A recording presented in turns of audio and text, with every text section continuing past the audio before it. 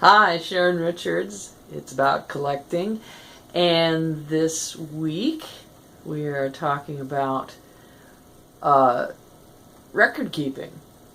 Yeah, it's kind of boring, but not really. When you think about all that wonderful stuff that you've gotten, that you've purchased, and all the ways that you've acquired it, whether it is through purchase, inheriting, buying at antique malls, shows, trading. I mean, all those things that we've been talking about. So you've got this collection. Okay, now, are you going to keep track of it? Is it worth keeping track of? I mean, some collections aren't. You are the judge, actually, of that. So if you keep records, perfect. But you want to start that a little earlier. I had the experience of amassing about 300 pieces of my Beatles collection before I actually started a spreadsheet. Now, this doesn't have anything very complicated. It's something in Excel if you want that. Heck, you can even do it with 3x5 cards, 4x6 cards, depending on how much information you want. And I'm talking, yeah, I know, I'm dating myself, little index cards that you put in those little index card boxes, which is what I did with my miniatures collection. As that grew, I don't know why I didn't do it with my Beatles collection. But anyway, electronically speaking, of course it's much easier to do that today.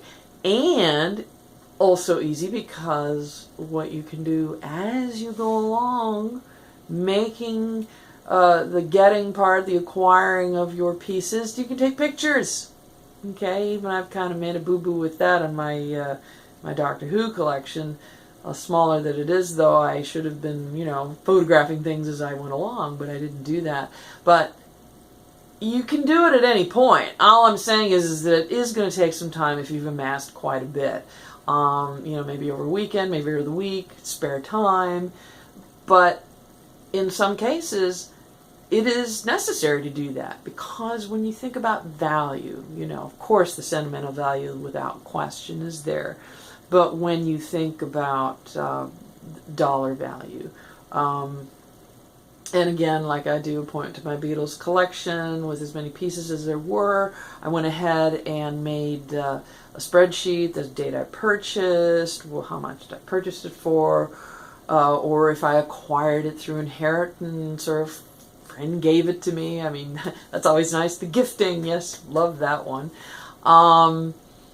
So there are so many, you can put as many categories of, delineation of how you want to make your record. And of course, there's always that catch-all notes column. And that'll get you started. Value, of course, the value at which when you purchased it, acquired, as at a cruise value over the years. I don't know how you'd want to do that, if it's every 5 years, 10 years, however you want to keep track of it, current date. And that's just kind of the tip of the iceberg about starting that process, the creation. You have this collection that you love, and you'd like to make a record of it so that you can keep track of, what you have yet to acquire, what you'd like to get, and then when you do add, you can put it in the spreadsheet, and there's a record of it. And next week we'll talk more about what other values record keeping has. All right. Sharon Richards, it's about collecting at yourhobby.com. Check it out. Of course, we're here on the Facebook page. Like the post and comments below if you like. Thanks again for joining me, and we'll see you next week. Take care.